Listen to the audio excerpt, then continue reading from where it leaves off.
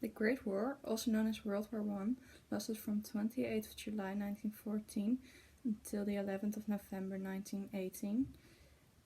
It started when a nationalist from Serbia named Gavrilo Princip murdered Franz Ferdinand, the Austro-Hungarian prince, when he visited Sarajevo.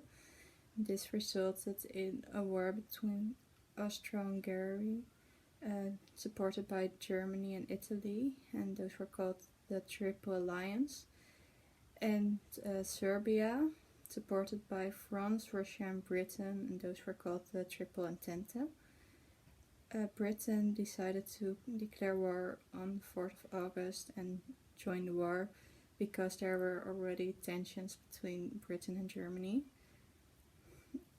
Some say it was a world war from the beginning because it was a war between just European nations, but also their colonies were attacked, so there were fightings all over the world.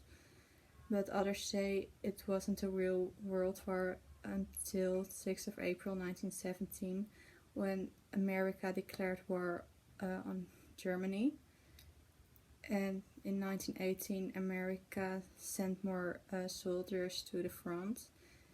In the whole war, about 2 million American troops fought on the front.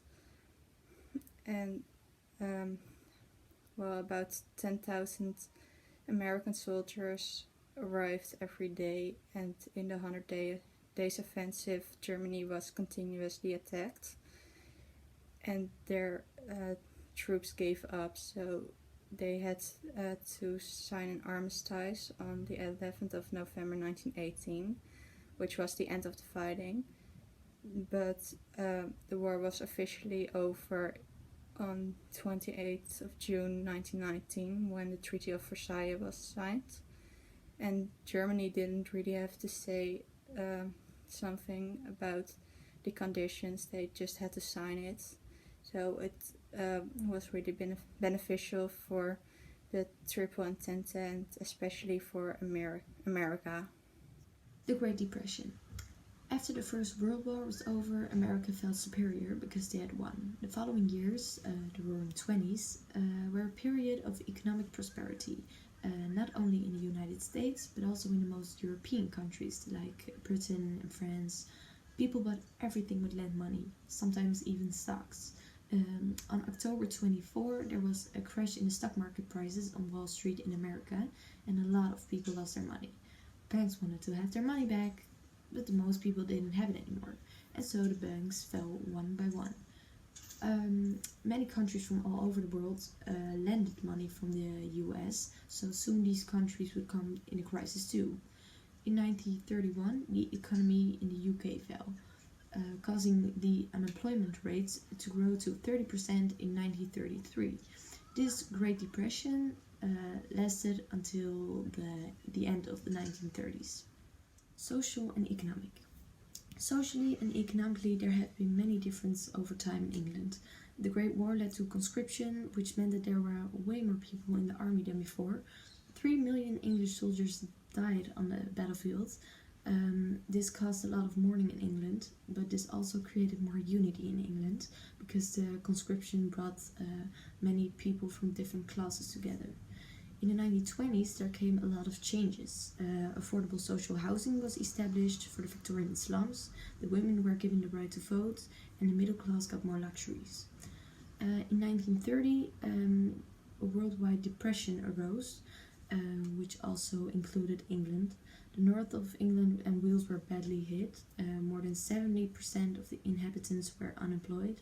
Several major strikes arose, which did not help, and it was not until 1940 that the work situation improved. Modernism.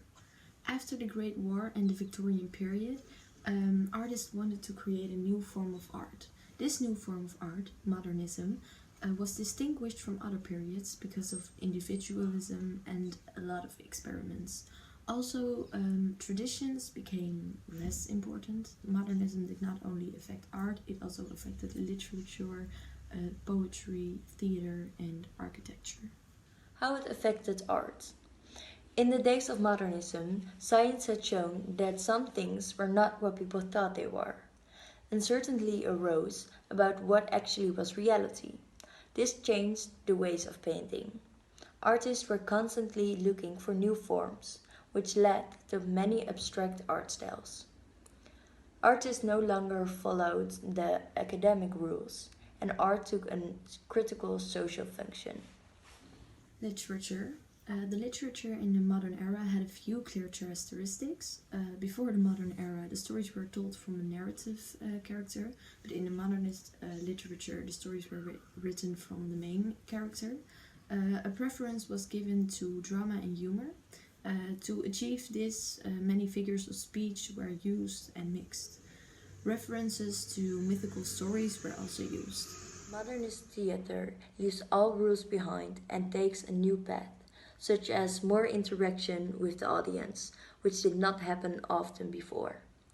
World War I had a lot of influence on the community, so this was often included in the subject of the theater. The main topics for modernist poetry are impersonality and objectivity. Before modernism poetry, the emphasis in poetry was on personal imagination, culture, emotions, and memories of the poet. Modernists turned against these personal subjects and began to emphasize the whole world and the community. Architecture. Modernist architects thought the traditional architectural styles were too old. The modernist designers looked at it more practically and wanted to do something with the new technology. Architects began to build higher buildings, and a lot of attention was paid to the shape of the building. Don't go gentle into that good night. Old age you burn and rave at close of day. Rage, rage against the dying of the light. The wise men at their end know dark is right, because their word had forked no lightning, they do not go gentle into that good night. Good men, their last wave by, crying how bright their frail deeds might have danced in a green bay, rage, rage against the dying of the light. Wild men, who caught and sang the sun in flight, learn too late they grieved it on his way, do not go gentle into that good night. Grave men, near dead, who see with blinding sight, blind eyes could blaze like meteors and be gay, rage, rage against the dying of the light. And you, my father, there on his sad height, curse, bless me with your fierce tears, I pray, do not go gentle into that good night, rage, rage against the dying of the light. Do Not Go Gentle into That Good Night was written by Dylan Thomas. It is a villanelle which consists of 4 stanzas of 3 lines each and 1 last stanza of 4 lines. And there are 2 sentences that are repeated throughout the whole poem. In this poem, those sentences are do not go gentle to that good night and rage, rage against the dying of the light. Dylan Thomas wrote this poem for his dying father, and he begs him to keep fighting because he sees his father has given up.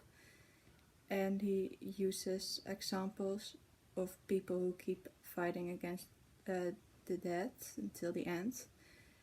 First, in the second stanza, he speaks about wise men who know, dark, which he used as synonym for death, is right, but they still keep fighting because they want to do something meaningful with their life. And it says something similar about good men who realized they didn't really do as much good as they thought they had. In the third stanza, he speaks about wild men who really live their life in an irresponsible way with much parties and drinking and such.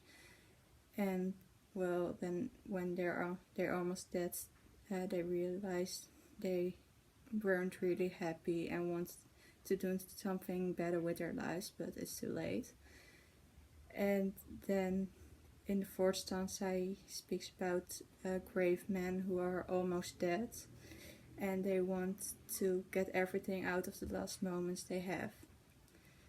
In the last stanza, he speaks directly to his father, and he says, bless and curse me with your fierce tears.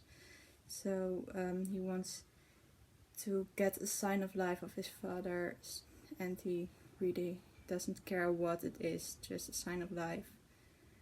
And yeah, he ends the poem with the 2 lines that are repeated. So do not go gentle into the good night, and rage against the dying of the light.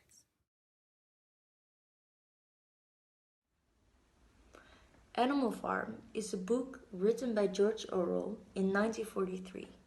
The story takes place on a farm of Mr. Jones, a farmer who doesn't treat his animals right.